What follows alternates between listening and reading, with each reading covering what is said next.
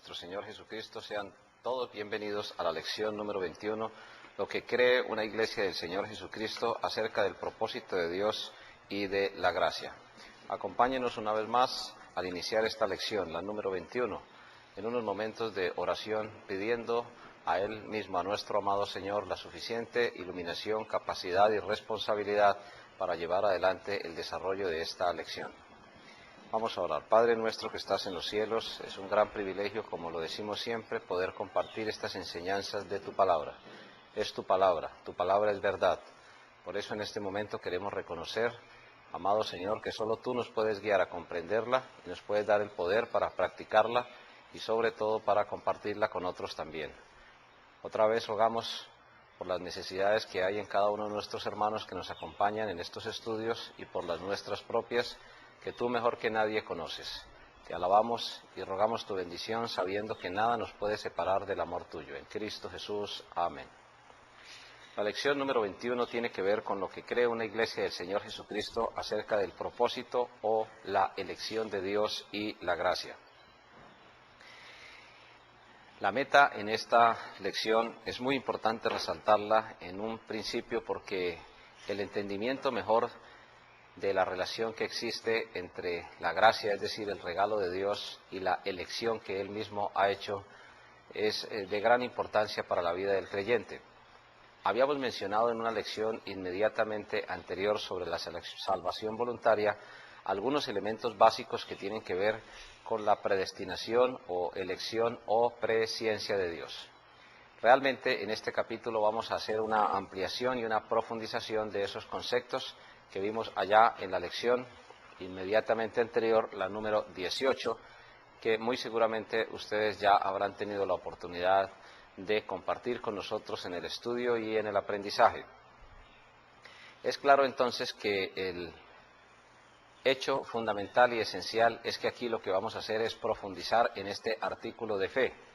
Hoy existen muchas doctrinas que hablan de la necesidad de no evangelizar a nadie. Y la expresión que usan es, abrimos comillas, si Dios ya sabe de antemano quiénes van a arrepentirse, si Dios ya sabe de antemano quiénes son salvos, o mejor dicen algunos, si Dios ya los escogió, unos para salvación y otros para perdición, entonces no hay necesidad de predicar el Evangelio, cerramos comillas.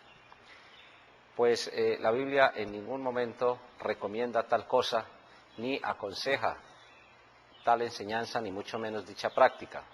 Lo que sí enseña la palabra de Dios es que, como lo vamos a ver, hay una armonía entre la elección que Dios realiza y su propósito de gracia, su propósito de regalar, como lo vamos a estudiar ahorita, desde antes de la fundación del mundo. El plan no solamente fue diseñado, sino que contempló de una vez quiénes habíamos de recibir a Jesús como Salvador personal. En otras palabras, la Biblia sí habla de una elección, pero vamos a profundizar entonces en dicha elección. Para hacerlo, sin más comentarios previos, vamos a ir al libro de Efesios en el capítulo número 1. Acompáñenos, hermanos, en el estudio de este texto y le rogamos que usted tenga allí una porción de la palabra de Dios para ir analizándola en detalle sobre esta doctrina. Libro de Efesios en el Nuevo Testamento, en el capítulo 1, vamos a estudiar desde el verso número 1 inicialmente hasta el verso número 7. Leemos allí lo que dice el texto sagrado. Pablo, apóstol de Jesucristo, por la voluntad de Dios, a los santos y fieles en Cristo Jesús que están en Éfeso.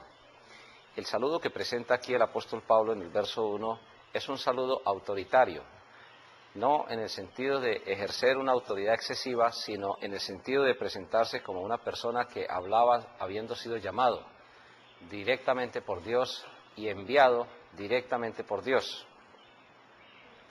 Diciendo aquí que él se dirige a una iglesia, la iglesia de Éfeso, quienes habían sido puestos aparte para Dios y por Dios mismo. Luego en el saludo viene el correspondiente o la correspondiente referencia al Señor Jesucristo en el verso número 2. A partir del verso número 3 encontramos el desarrollo de la doctrina de la elección.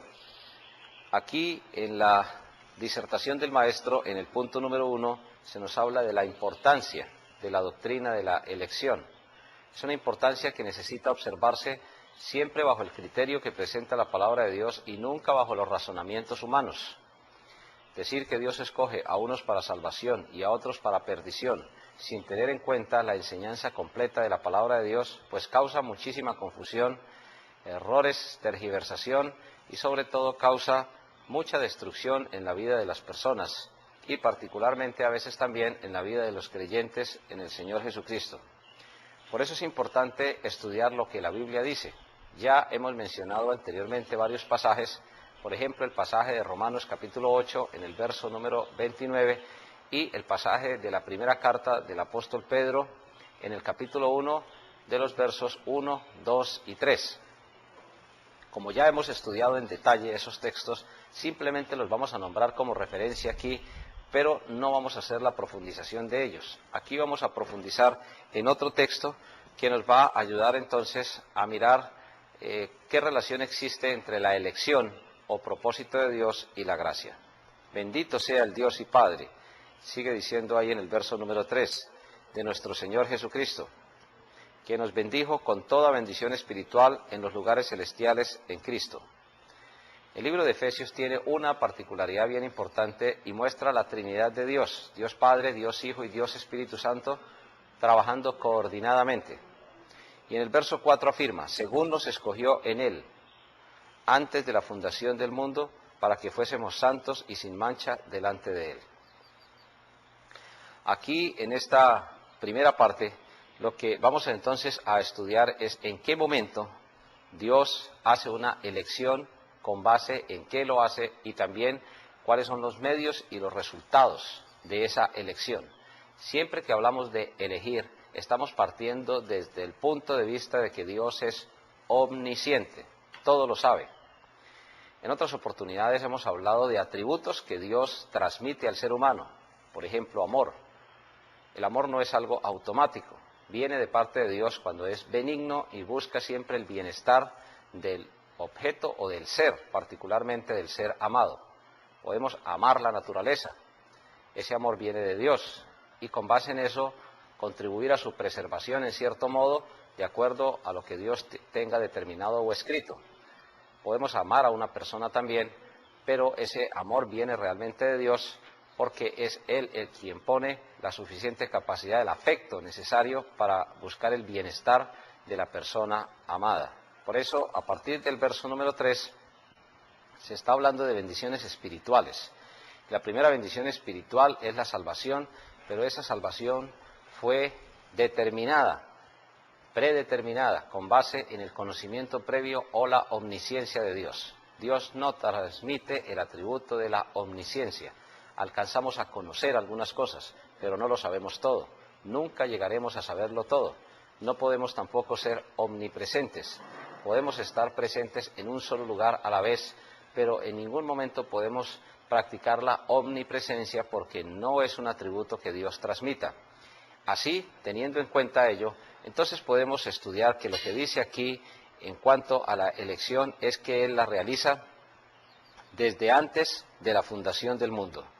En el verso 4, en otras palabras, en la mente de Dios, Él ya nos ha bendecido con toda bendición espiritual en los lugares celestiales en Cristo.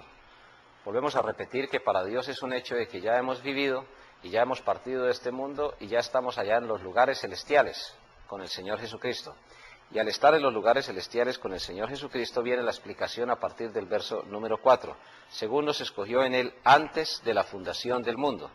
Entonces, lo que la palabra de Dios quiere darnos entonces a entender es que hay una respuesta a una pregunta. La pregunta es, ¿cuándo nos elige Dios? Nos elige, en el verso 4 está diciendo claramente, antes de la fundación del mundo, para que fuésemos santos y sin mancha delante de Él.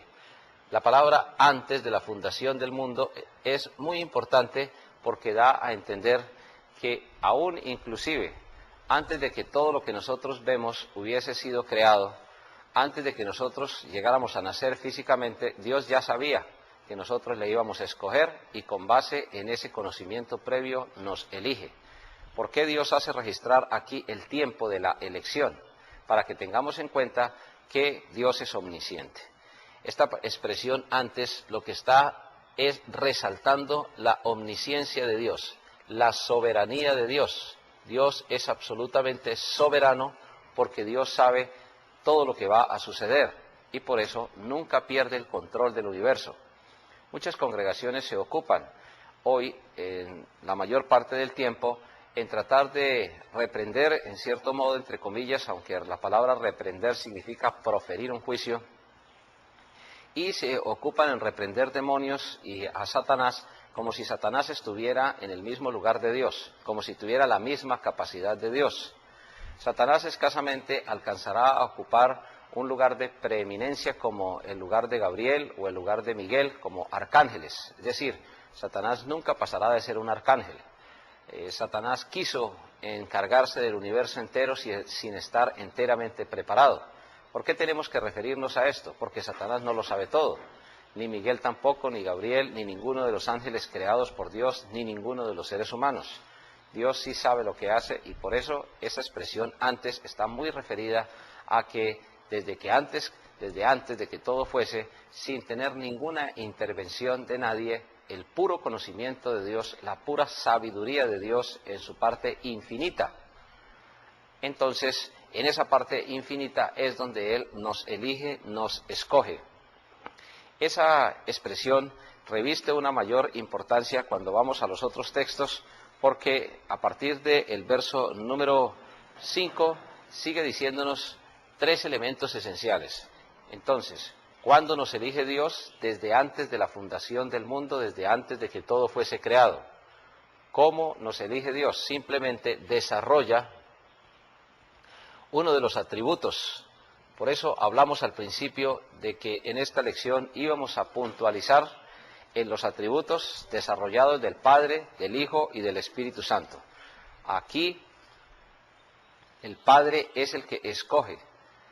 Claro, de acuerdo con el Hijo, en otras palabras podríamos decir que el Padre planea, el Hijo ejecuta y el Espíritu Santo sustenta. Pero siempre hay que reconocer que los tres tienen los mismos atributos. Si Dios Padre es totalmente omnisciente, en otras palabras, si lo sabe todo, entonces el Hijo también lo sabe todo y en consecuencia el Espíritu Santo también lo sabe todo. Con base en ese conocimiento, entonces cada uno va a ejecutar de forma diferente su poder y su omnisciencia. Aquí es el Padre quien nos escoge. ¿Cuándo nos escoge? Desde antes de la fundación del mundo. Y el propósito, ya lo habíamos mencionado anteriormente, para que fuésemos apartados, como dice allí, y sin mancha delante de Él. Pero a partir del verso 5, la doctrina de la elección empieza a demostrarnos cómo es que Dios lo hace. Y lo hace Dios a través del amor. Dice ahí, en amor habiéndonos predestinado para ser adoptados hijos suyos, por medio de Jesucristo, según el puro afecto de su voluntad. Otra vez, en el verso número 9, sigue diciendo allí la misma palabra de Dios en el mismo libro, dándonos a conocer el misterio de su voluntad. La palabra misterio significa algo que ha sido oculto y que en determinado momento o permanece oculto o ha sido revelado. Pero aquí se nos dice que se nos dio a conocer el misterio de su voluntad. No es algo, como podría decirse en una forma mística o quizás un poco exagerada, que es algo totalmente misterioso, que no podría estar al alcance de la voluntad del ser humano. No, lo que está diciendo la palabra de Dios es que Él nos dio a conocer el misterio de su voluntad según su beneplácito, el cual se había propuesto en sí mismo. Si Dios no hubiera, desde antes de la fundación del mundo, ejercitado su amor para escogernos, entonces sencillamente la raza humana estaría plenamente y totalmente, también para puntualizar este punto, perdida. Si podemos ver que a pesar de que la maldad ha ido avanzando en los últimos siglos de una manera significativa, también podemos demostrar que el amor de Dios ha sido maravilloso al rescatarnos y al rescatar a millones de almas para que el mundo no fuese peor de lo que realmente va. Por eso entonces, tanto en el verso número 9 como en el verso número 11 se nos habla de que hay una articulación entre el amor de Dios y la voluntad de Él. En Él asimismo tuvimos herencia, habiendo sido, y otra vez usa la expresión, predestinados conforme al propósito del que hace todas las cosas según el designio de su voluntad. Es su voluntad perfecta. Ya sabemos, y lo hemos mencionado en otras oportunidades, que existe la voluntad de Dios perfecta y existe la voluntad de Dios permisiva. Son dos cosas que se puede decir que aunque hay una ligera diferencia entre ambas, pues a pesar de ello son perfectamente entendidas desde el punto de vista de la palabra de Dios. La voluntad perfecta de Dios es escogernos desde antes de la fundación del mundo, porque sabía que ya le íbamos a recibir. Y en medio de su voluntad permisiva, Él desarrolla, en cierto modo, permite, por decirlo de esa manera, la maldad. ¿Para qué? Para mostrar su gracia. Donde hay maldad, hay ausencia de Dios. Pero, como Dios ha creado este mundo para su honra y su gloria, este universo para su honra y su gloria, y ha creado, ha desarrollado esa capacidad creativa, pues nunca muestra la palabra de Dios que finalmente será derrotado. Todo lo contrario, se muestra victorioso porque sabe de antemano, que tendrá la victoria final sobre la maldad y sus representantes. Así que en estos versos, el 5, el 9 y el 11, se ve la perfecta voluntad de Dios. La voluntad de Dios es completa. Quien nos ha escogido porque sabe cuál es y conoce cuál es nuestro destino final, la gloria eterna en los lugares celestiales en Cristo Jesús. Ahora, a partir del verso número 13 y en el verso número 14 se nos habla de los medios.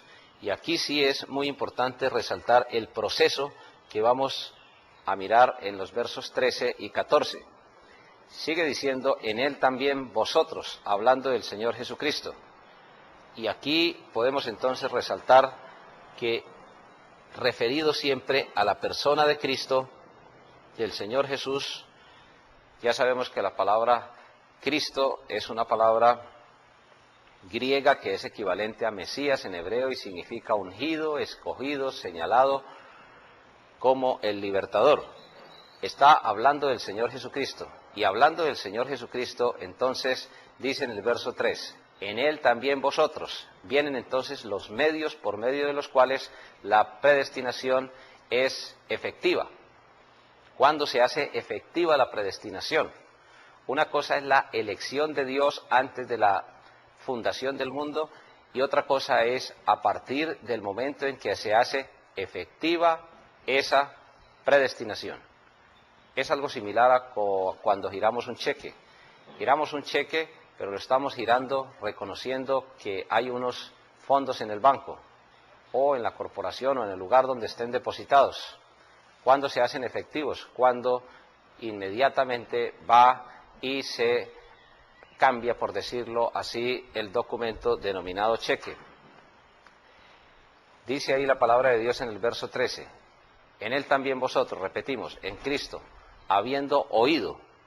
La predestinación, la elección se hace efectiva por medio de este tipo de medios. Primero viene oír, habiendo oído. Alguien dirá que si un sordo no puede oír de otra manera, y nosotros sabemos que sí.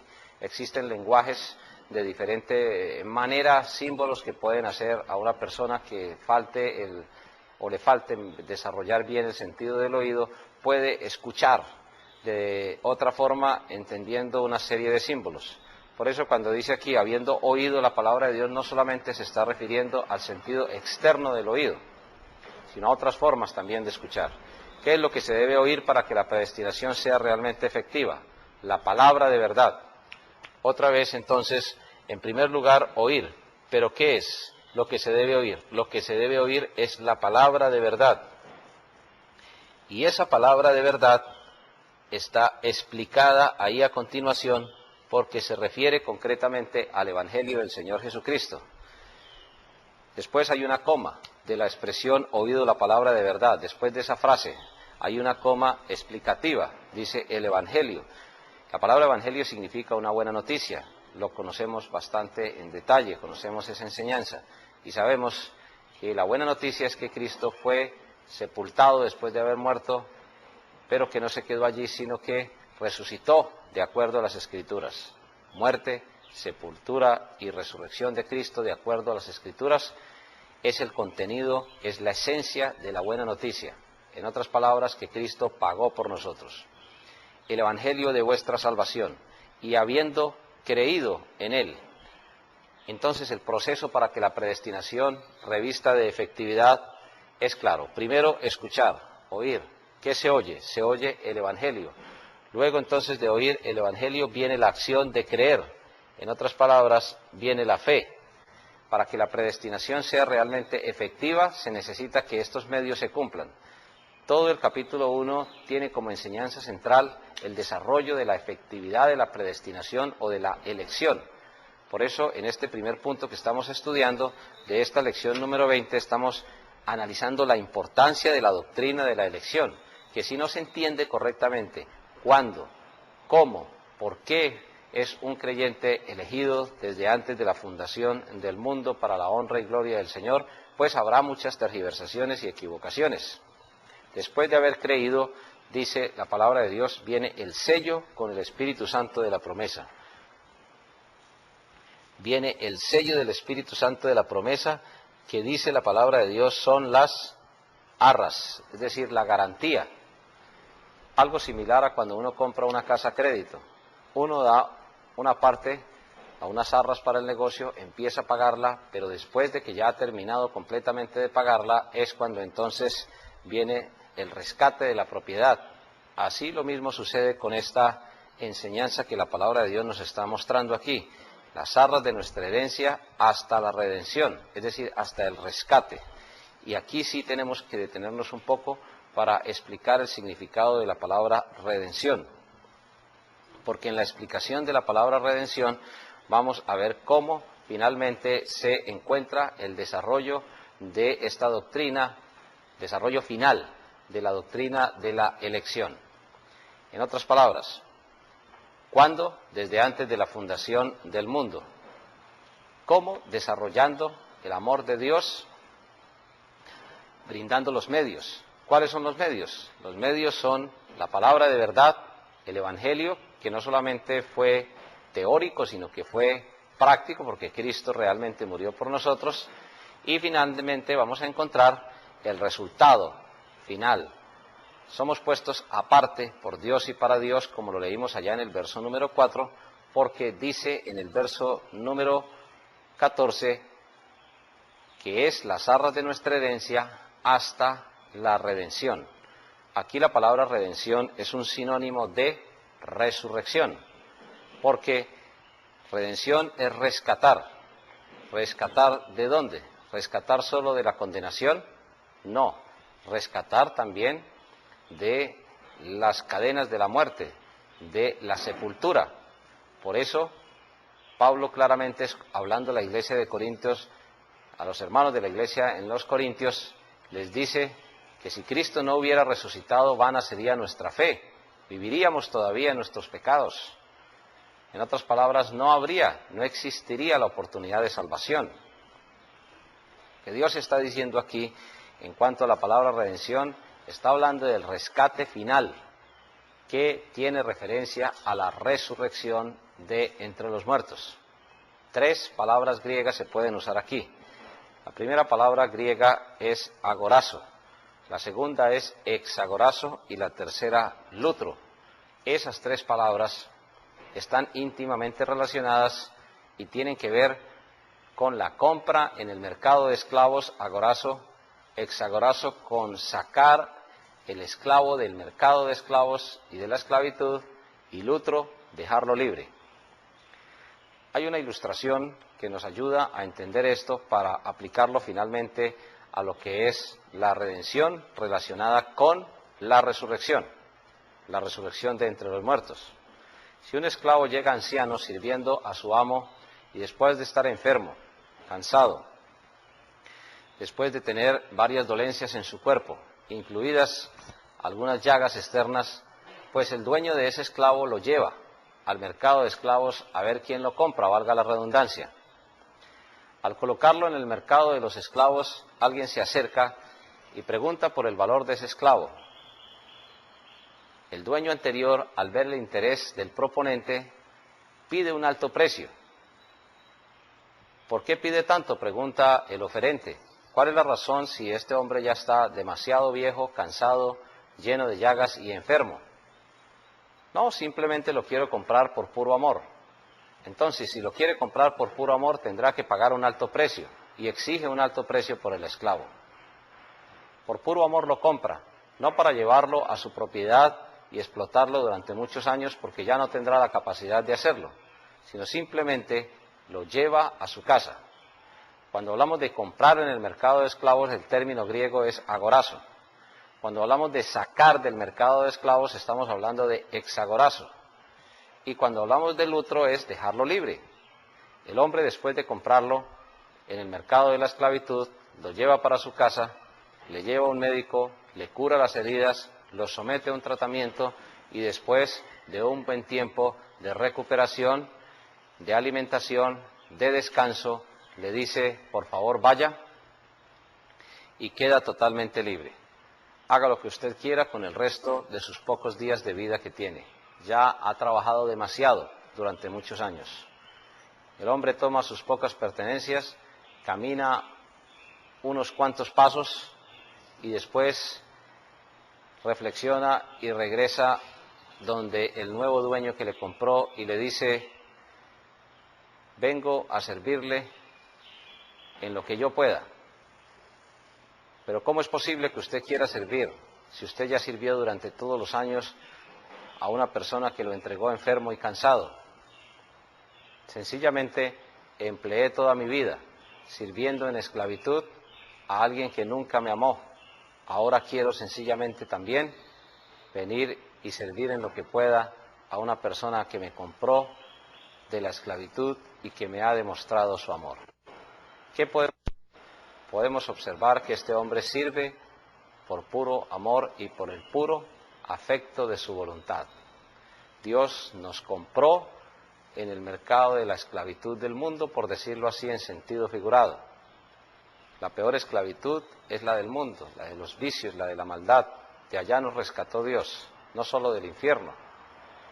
Pero luego de curarnos, luego de sanar nuestras heridas, de perdonar nuestros pecados, de limpiar nuestras almas, nos deja totalmente libres para que si queremos, entonces por puro amor, o mejor como respuesta a ese amor que Dios nos ha dado y que viene de Él mismo, le sirvamos, porque Él algún día nos resucitará y entonces la salvación será, por decirlo así de esa manera, consumada. Y no hay que entenderlo como si aquí se nos diera una parte de la salvación y allá en la resurrección otra. No, simplemente que allá en la resurrección seremos rescatados ya plenamente. Aquí ya lo somos en la mente de Dios. Para Dios es un hecho de que ya hemos muerto, hemos sido sepultados y vamos a resucitar. De donde quiera o de cualquier lugar donde estemos, en este planeta, donde sea, de allí nos va el Señor a levantar. Esa es la explicación básica de lo que significa el término rescate o redención. Es como cuando alguien está secuestrado y necesariamente después de efectuar el pago del rescate, entonces viene una nueva etapa en la libertad de la persona, porque habrá mayor conciencia de lo que significa ser esclavo. Así, de la misma forma nosotros, como verdaderos hijos de Dios, tenemos, por el puro afecto de la voluntad del Señor, esa cruda realidad en nuestras vidas. No hay ninguna otra forma de agradecer a Dios que servirle por el amor que Él ha tenido hacia cada uno de nosotros. Nos compró en el mercado de la esclavitud, nos curó nuestras heridas emocionales y espirituales, así como el esclavo de la ilustración, pero en ningún momento nos obliga ni nos esclaviza nuevamente. Todo lo contrario, nos deja libres para que por amor le sirvamos de acuerdo a lo que por pura gratitud de nuestro corazón tengamos hacia Él.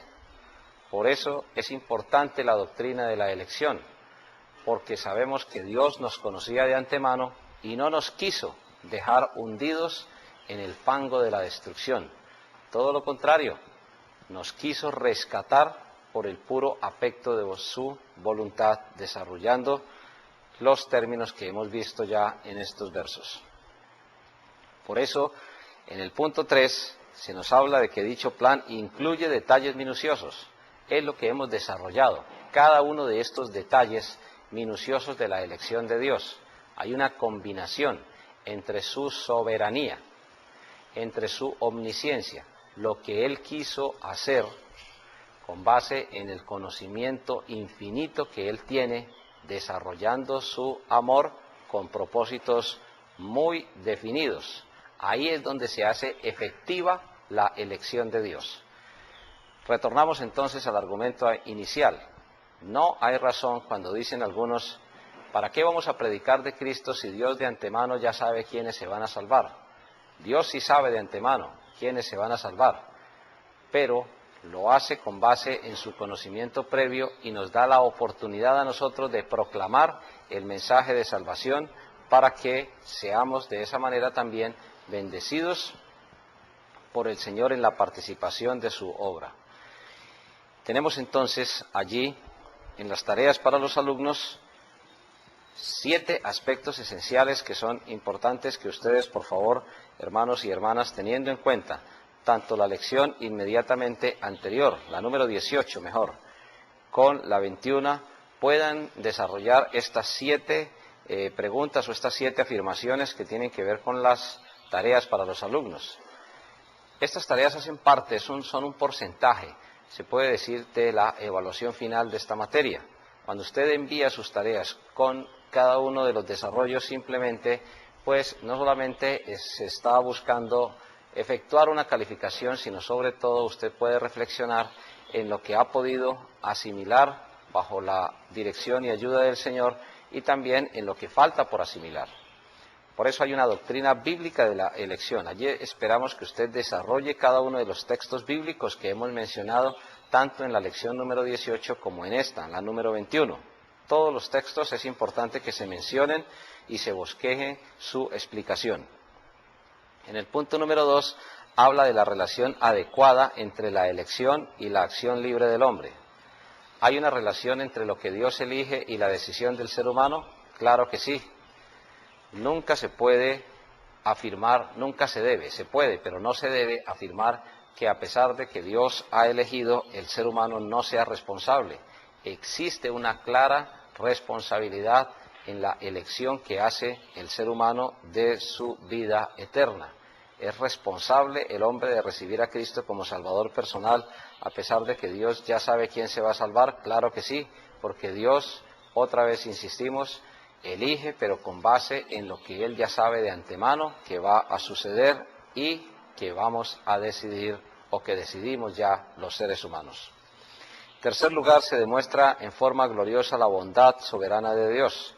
Dios permitió, en cierto modo, el pecado y la maldad para mostrar su gracia, no porque estuviera impedido, no porque sea, como decía alguien, un Dios que originó lo bueno y lo malo. No, el origen del bien solamente está en Dios. Dios no puede ser tentado, Dios no tienta a nadie. Dios prueba a veces para sacar lo bueno de Él a través de nosotros, mientras que el maligno siempre tienta para sacar lo malo que hay dentro de nosotros. Pero aquí se demuestra en esta doctrina en forma gloriosa. La palabra gloria significa manifestación. Es decir, que se manifiesta la bondad soberana de Dios cuando Dios elige de antemano. En el número 4 habla de que por la elección se acaba la jactancia. Hay creyentes que en determinado momento de su vida piensan que son, en cierto modo, como privilegiados, entre comillas, de una manera muy especial. Dios no hace acepción de personas. Dios bendice a todos los seres humanos, bendice las criaturas de Dios en primer lugar, pero también como hijos de Dios no debemos jactarnos. La palabra jactancia significa que a veces nosotros nos vanagloriamos de lo bueno que somos, entre comillas, o también de las capacidades que nosotros tenemos. Si tenemos algo de bueno, viene de Dios. Pero eso sí, después de ser creyentes en el Señor Jesucristo, después de habernos arrepentido, antes no cabe ninguna jactancia. He ahí la gran diferencia, por ejemplo, con el fariseísmo, que se creían cumplidores absolutos de la ley de Dios y creían que Dios tenía por obligación que darles determinadas bendiciones y especialmente la vida eterna. En cuanto a la elección, esta reclama el uso de los medios. Ya hemos entonces estudiado los diferentes textos y esperamos que ustedes, por favor, tengan la suficiente capacidad de enviar la explicación de cada uno de los diferentes textos bíblicos donde se refiere o donde se enseñan los diferentes medios para recibir la vida eterna. En sexto lugar, sus efectos pueden ser vistos en cualquier creyente verdadero.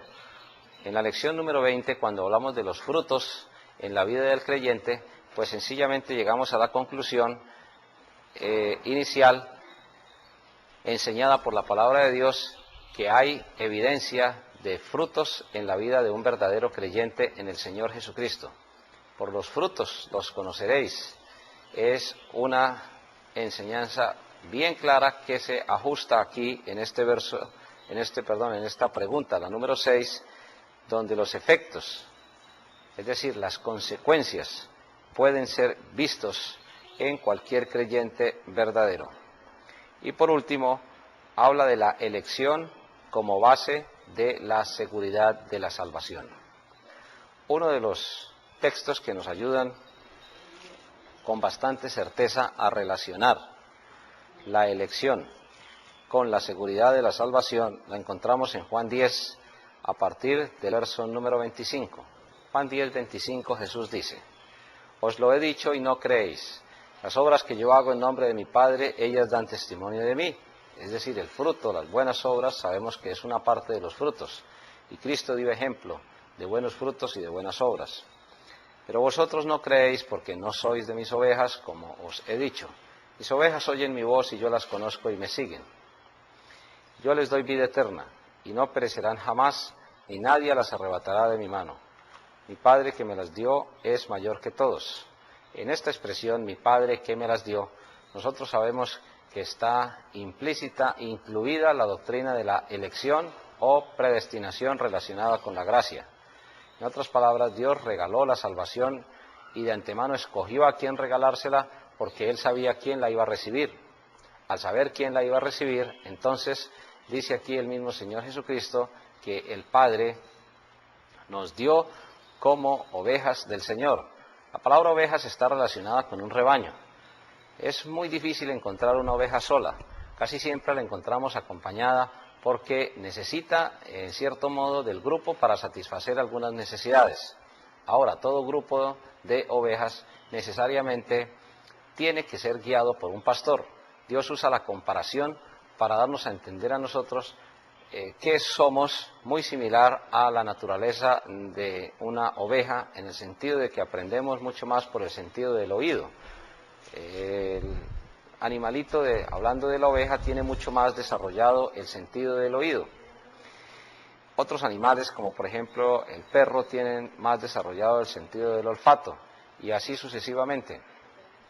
Pero nosotros nunca somos comparados ni con cerdos, ni tampoco somos comparados con perros. Somos comparados con ovejas, porque tenemos a Jesús como nuestro gran pastor, pastor en singular. La otra expresión en plural, pastores, se refiere a quienes Dios nos ha llamado al ministerio a través de una iglesia local, pero que siempre estamos dependiendo del Señor y de su soberana voluntad. Es mayor que todo, sigue diciendo el verso número 29. Por eso cuando afirma que mi Padre que me las dio, está incluida ahí la seguridad. Si nos escogió, no fue en cierto momento para perdición, Él nos escogió para salvación. Desde antes de la fundación del mundo, porque sabíamos que íbamos a recibirle y con base en ello nos ha colocado, dice, y nadie las puede arrebatar de la mano de mi Padre. Le pertenecemos a Él como ovejas y Él nos ha colocado en la mano del Padre Celestial. ¿Quién podrá ir a la mano del Padre Celestial? Está usando un antropomorfismo. Cuando uno lleva algo en la mano es porque quiere asegurarlo. Cuando uno lleva algo en la mano es porque no quiere que se caiga, que se dañe. Cuando uno lleva algo en la mano es porque tiene la suficiente capacidad de entender que es algo muy delicado y que necesita cuidar. Por eso en este antropomorfismo, es decir, está usando la forma humana Dios para darnos a entender que si Él nos lleva en su mano, nos lleva de una manera muy segura. Y nos lleva de una manera muy segura porque nadie las puede arrebatar de la mano de mi Padre. Yo y el Padre uno somos. Es un símbolo, es una señal, es una indicación, por decirlo así de esa manera, de seguridad. Por eso hay una firme relación también entre lo que es la doctrina de la elección y la doctrina de la seguridad de la salvación. Estas tareas para los alumnos esperamos que sean desarrolladas ampliamente porque una de las doctrinas que más perjuicio han causado en cuanto a la mala enseñanza es esta que acabamos de mencionar entre la relación que existe en el propósito de Dios y la elección, la gracia de Dios. Dios sí regala a quien quiere regalar la salvación, sí, pero Él sabe de antemano quién va a recibir el regalo de la salvación y con base en ese conocimiento previo escoge y elige usando los medios que ya hemos profundizado en este capítulo. Quedan las preguntas para discusión y aquí tenemos que remitirnos al libro de Apocalipsis, en el capítulo número 21, a partir del verso número 11. Y vi un gran trono blanco, Apocalipsis 20, 11, y al que estaba sentado en él, de delante del cual huyeron la tierra y el cielo, y ningún lugar se encontró para ellos. Y vi a los muertos grandes y pequeños de pie ante Dios, y los libros fueron abiertos, y otro libro fue abierto, el cual es el libro de la vida. Y fueron juzgados los muertos por las cosas que estaban escritas en los libros según sus obras. Y el mar entregó los muertos que había en él, y la muerte y el Hades, es decir, el infierno, entregaron los muertos que había en ellos, y fueron juzgados cada uno según sus obras. Y la muerte y el Hades, dice el verso 14, fueron lanzados al lago de fuego. Esta es la muerte segunda. Y el que no se halló inscrito en el libro de la vida fue lanzado al lago de fuego. Aquí Dios afirma que existen varias clases de libros, unos donde se registran. Está Dios diciendo ahí en el verso número 12, y fueron juzgados los muertos por las cosas que estaban escritas en los libros, según sus obras. Aquellos que quisieron voluntariamente rechazar a Cristo como Salvador personal, aquellos que no quisieron recibir el regalo de la salvación, van a ser juzgados en el famoso juicio del trono blanco, en el gran trono blanco. Allí estaba Él, y dice la palabra del Señor que fueron abiertos los libros. Es decir, que cada uno de los seres humanos que no quisieron recibir a Cristo como Salvador personal, a ellos se les va a explicar, se les va a argumentar, se les va a acusar. Eso sí, con base en la palabra de Dios. Pero allí estarán todos los acontecimientos. Al estar todos los acontecimientos, el Señor dice que tiene adicionalmente un libro de la vida. En ese libro de la vida estamos inscritos quienes verdaderamente hemos reconocido a Jesús como único y suficiente Salvador personal. Por eso la pregunta es, ¿tiene Dios un libro de la vida? Y la respuesta contundente es sí, sí tiene Dios un libro de la vida, además de los otros que se mencionan ahí en Apocalipsis capítulo 20 en el verso número 12. ¿De quiénes son los nombres que aparecen en ese libro? De las personas que hemos sido rescatadas por Dios y que hemos recibido gratis el don y el regalo de la vida eterna. No existe ninguna otra posibilidad de ser inscrito en el libro de la vida si uno no se ha arrepentido y no ha creído en Cristo como Salvador personal. Ahora, ¿cuándo fueron escritos allí? Ya leímos en Efesios capítulo 1, en el verso 4, que desde antes de la fundación del mundo. ¿Dios comete injusticia con la elección?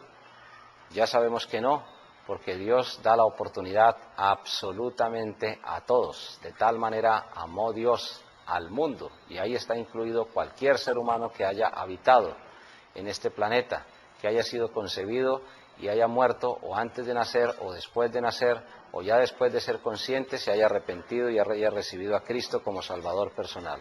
Si Dios no eligiera a la persona, ¿podría ser salva?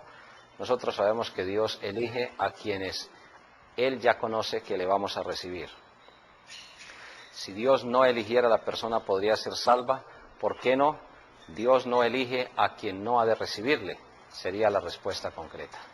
Muchas gracias por acompañarnos, esperamos sus inquietudes, preguntas y comentarios y el ánimo de invitar a otros para que puedan añadirse al estudio de la palabra del Señor. Que Dios nos bendiga a todos grande y ricamente.